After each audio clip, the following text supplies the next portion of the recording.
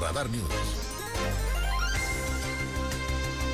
Bueno, muchísimas gracias. Son las 8 de la mañana con 35 minutos. Le comentábamos en la mañana, muy temprano, en esta semana, un comentario que nos llamó la atención del doctor Norberto Alvarado Alegría a propósito de la incapacidad, de la soberbia, de la falta de oficio político que se ha visto en la 61 legislatura del Estado. Comenzaba además este artículo que publicó en Plaza de Armas en Querétaro y que está publicando además semanalmente en Querétaro. El Congreso Estatal está mal y de malas, con un hecho inédito. A 20 días de haberse instalado la 61 legislatura, sigue en una parálisis producto de la incapacidad, de la soberbia, de la falta de oficio político y de los coordinadores de los grupos y fracciones parlamentarias que juegan una lucha de poder perversa por el reparto de las comisiones de trabajo, el control de los órganos administrativos y el uso de las prerrogativas económicas que se asignan a cada legislador para realizar sus funciones. Así comienza este artículo que justamente publicó esta semana sobre la incapacidad y la falta de oficio político, particularmente en el Congreso queretano. Mi querido doctor, mi querido Norberto Alvarado, nos llamó la atención el artículo, el comentario de fondo crítico y fuerte de lo que hoy por hoy tendríamos que estar observando de lo que pasa en el Congreso queretano. Doctor, ¿cómo estás? Buenos días. Muy buenos días, Aurelio. Un saludo a ti y a todo tu auditorio. Como siempre, muchas gracias por tomar la llamada. Gracias a ti. Muchas gracias a ti por invitarnos a platicar. ¿A qué obedece esta parálisis a que tú te refieres? ¿A qué obedece esta incapacidad, esta soberbia y falta de acuerdos y de oficio político que estamos viendo hoy en el Congreso queretano, mi querido doctor? Yo creo que primordialmente a que el resultado del 2 de junio pasado y la conformación que tiene la legislatura en Querétaro era algo que no veían venir algunos actores políticos. Y obviamente, bueno, pues por primera vez el gobierno del Estado y su partido político pues no tienen una mayoría en el Congreso local. Esto no pasaba desde hace muchos años, ni con los gobiernos del PAN, ni con el último gobierno del PRI tampoco.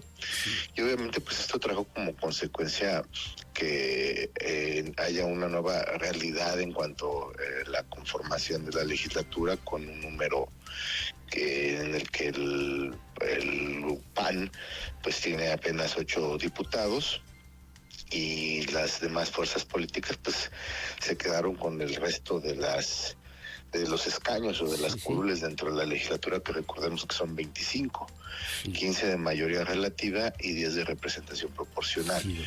Entonces, desde luego, bueno, pues eso trajo como consecuencia que ante este escenario que no se había vivido ya en muchos años, diría yo, en muchas décadas, o más bien nunca se había vivido, en que hubiera una legislatura donde el partido en el poder ejecutivo tuviera tan pocos escaños o tan poca representación en la legislatura, pues las ha venido complicando, me parece, que la operación.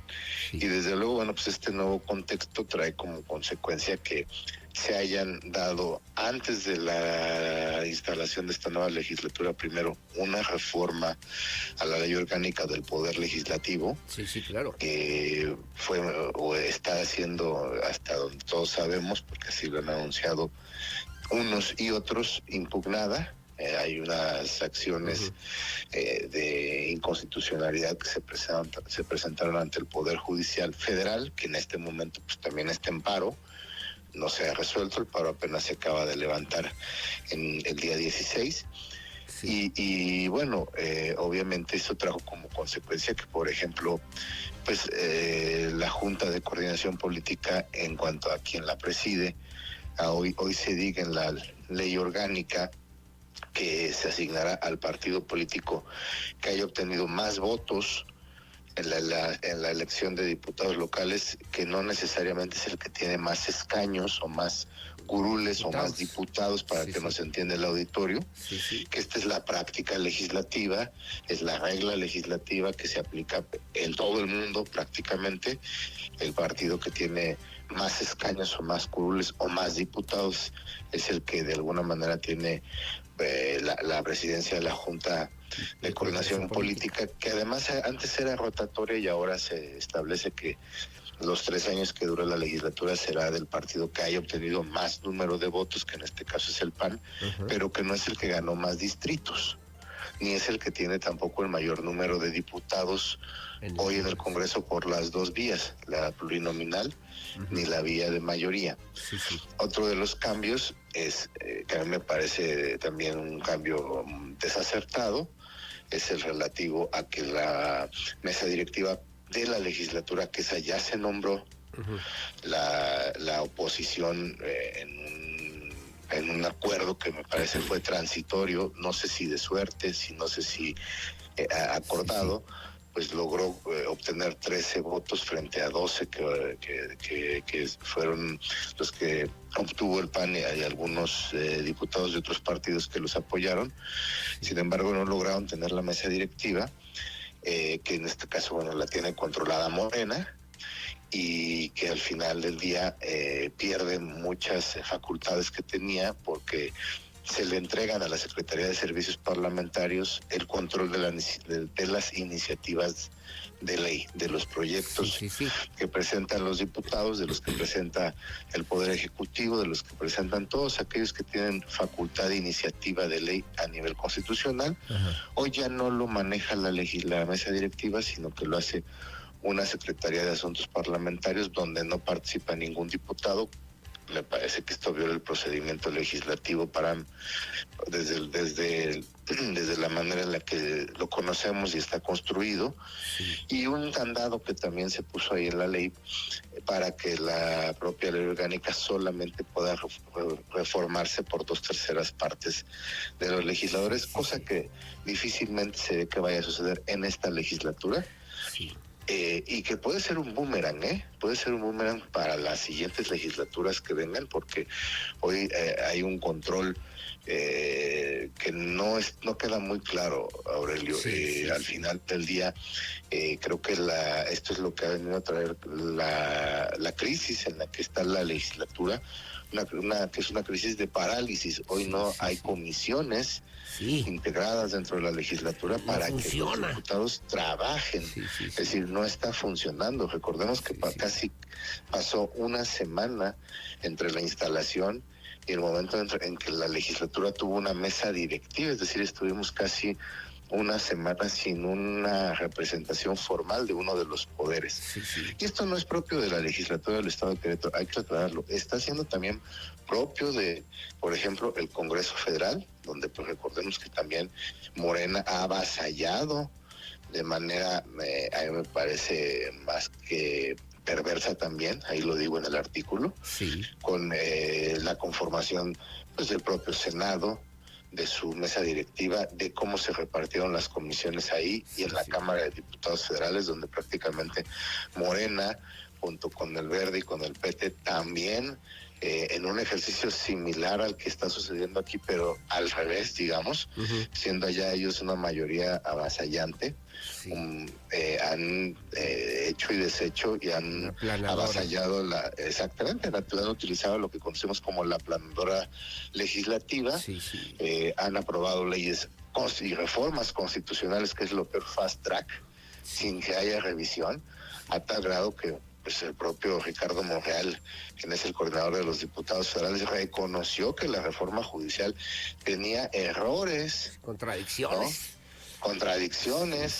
Y bueno, pues es que esto es lo que está pasando, no solamente en Querétaro, sino en todo el país, por una soberbia que hay de los partidos que han obtenido la mayoría y una falta de oficio político y de sensibilidad, porque al final de cuentas este pleito en el que han entrado unos y otros es un pleito que afecta a la ciudadanía con las decisiones legislativas que hoy se están tomando. Haces una cita de Dieter Nolen que habla sobre la gobernabilidad precisamente, y en esta crisis a la que parece vamos cada vez más, ya no acercándonos, sino ya dentro de esta misma crisis de las instituciones en el Poder Legislativo en Querétaro, a nivel nacional, en el tema del Poder Judicial, donde también hay pues una parálisis, una crisis también severa. ¿Cómo es que tendríamos que transitar capacitar para que pudiéramos encontrar ante esta soberbia, ante esta falta de oficio, ante esta falta de capacidad, la posibilidad de que realmente hubiera primero un acuerdo y que esos acuerdos fueran realmente constructivos en favor pues de la democracia y de los intereses de la sociedad? Suena así medio romántico, mi querido Norberto, pero ¿pudiera haber alguna posibilidad? Mira, tiene que haberla, porque no puede haber una situación en la que las instituciones públicas se detengan por mucha diferencia ideológica o por muchos rencores personales o enfrentamientos que ha habido entre los actores políticos. Las instituciones no pueden dejar de funcionar. Lo que refiere Nolen, y yo lo suscribo desde luego, sí, es que los sistemas electorales son cajas negras.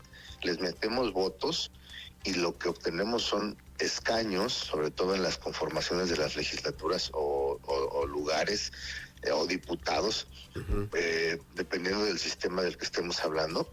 Sí. Y bueno, ese es un diseño institucional que se pacta.